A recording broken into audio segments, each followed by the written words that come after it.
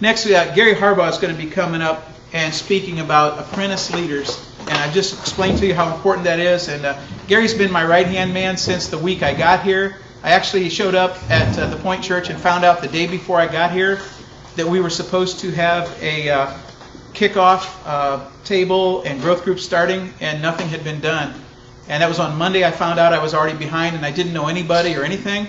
And on Tuesday, Gary called me and wanted to have lunch, and he'd got the whole thing going for me. He's been my right-hand man all along, and so I appreciate him a lot. Here, go ahead, Gary. Thanks, Mitch. John had to speak before he clapped, and he did this fine commercial for me that you clapped in advance. Thank you. When I finish, you may say, well, you got your applause already. I'm going to talk about developing apprentice leaders. And first thing is, why am I teaching this?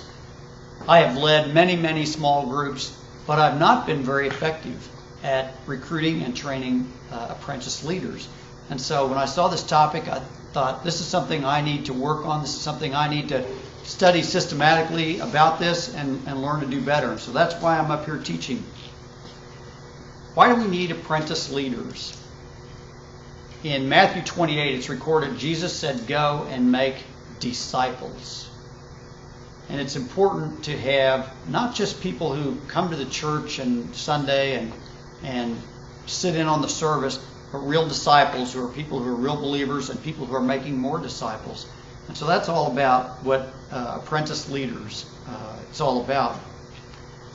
We know from reading the New Testament that Paul trained apprentice leaders. He went around much of the Roman Empire and planted churches. But he didn't stay at those churches forever. He planted a church and moved on. So he had to train apprentice leaders. The disciples trained apprentice leaders. Those who stayed in Jerusalem, in order for the church to grow, they had to have more leaders and more people. So the disciples trained apprentice leaders. And of course, Jesus trained apprentice leaders. That's what the disciples were.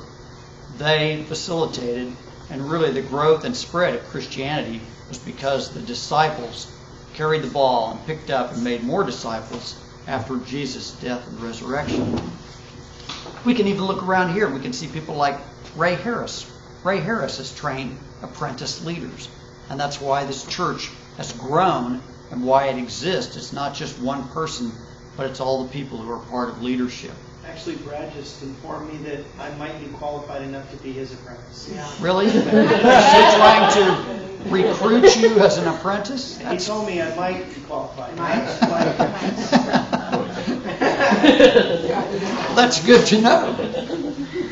That's good to know. So as you look around your group, you want to think about who should you consider as an apprentice leader. First thing you want to do is look for someone who shares the vision of growth groups. And shares the vision of this church for growth groups as a way of really connecting people with each other and with the church. So they're not just people who attend on Sunday, but they're people who are truly connected with the church. And people who want to see that happen are going to be people who share the vision of the point. Second thing is people who take the group seriously. Somebody who's there every week and participates as part of the group, that's a person you can think about as a person to become an apprentice leader. There are several different kinds of qualifications that a person should have to be an apprentice leader. There are spiritual qualifications and emotional qualifications. First spiritual qualification to think about is they should be somebody who sees God working in their life. If you ask them, what's the Lord doing in your life, they should be able to have an answer for that. They should be thinking about how the Lord is changing them, growing them, shaping them, what the Lord is doing in their life. Second thing is you want people who are self-feeders. That is, they are learning on their own. This could take a variety of forms. It might be that they're reading the Bible on a regular basis. It might be that they're reading other books that are helping them to grow. They might be spending a lot of time in prayer. They might be people who are listening to CDs, DVDs, books online, things like that. They could be people who are actively listening to programs on the radio that deal with spiritual topics. They should be doing things to indicate their own desire to learn and be doing that on their own.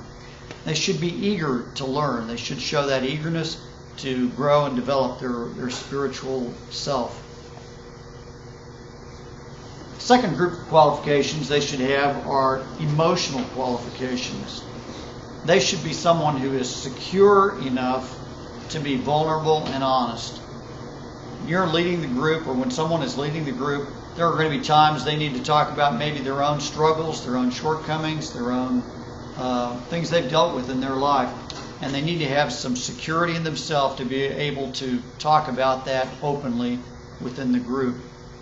They should be emotionally stable and aware. Everybody has emotional ups and downs. We all go through our cycles. You don't want somebody that goes from one extreme to another, so they should have a certain measure of stability, but also an awareness, an understanding of themselves and their own emotional ups and downs, so that they're in a position to lead the group effectively, whether it's they're having a great day or one of their not so great days. So they should be aware of themselves and have that understanding.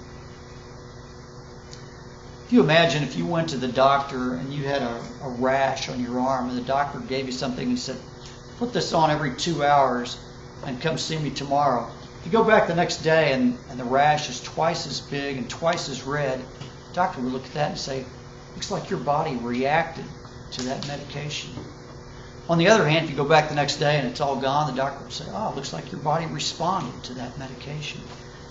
That's what you want to think about as a person who is coachable and teachable, not somebody, if you have to give them some coaching about something, somebody who's going to react and blow up and become angry because you maybe talk to them about something they need to do differently, some spiritual development. You want a person who is coachable and teachable who will respond to your coaching and to your correction when that becomes necessary. So it's got to be a person that you're going to be comfortable working with in those kind of situations.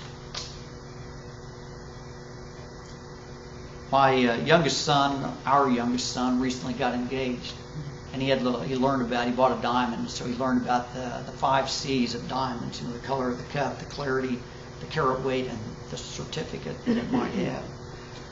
So those 5 C's kind of define what takes place from a rock in the ground to a precious gemstone. And I'll look at 5 C's that also kind of define somebody from just being a member of your group to somebody who becomes a real gem of a leader. And the first one is choose, and we've already talked about that, and that is choosing the kind of person that has the spiritual and emotional qualifications that somebody that you can work with. The second is confirm.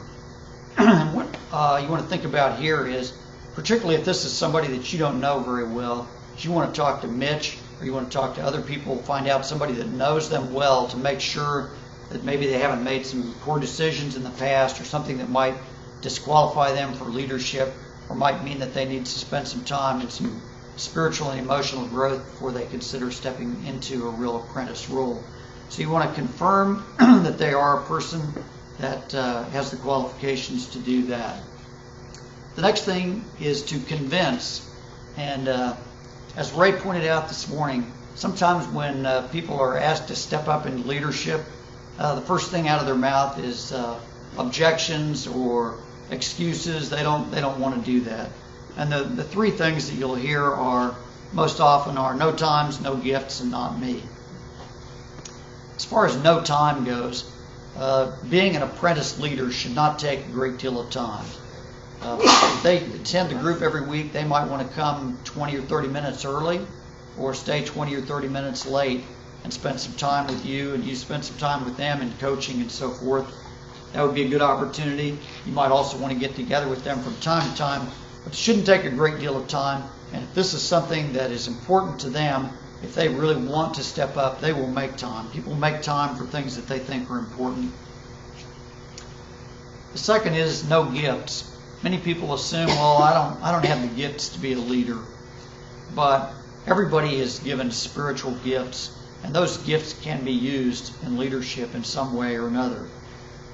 Many people think of leader and they think of Ray or Mitch or somebody standing up front preaching and bringing a message. But there doesn't have to be that kind of gifting. Other kinds of gifts can be used as well within the group. Sometimes people just say, "Oh, not me," and they're just reluctant. In those kind of cases, talk to them about, what do you think a leader is, and help them to understand how they can be a part of leadership.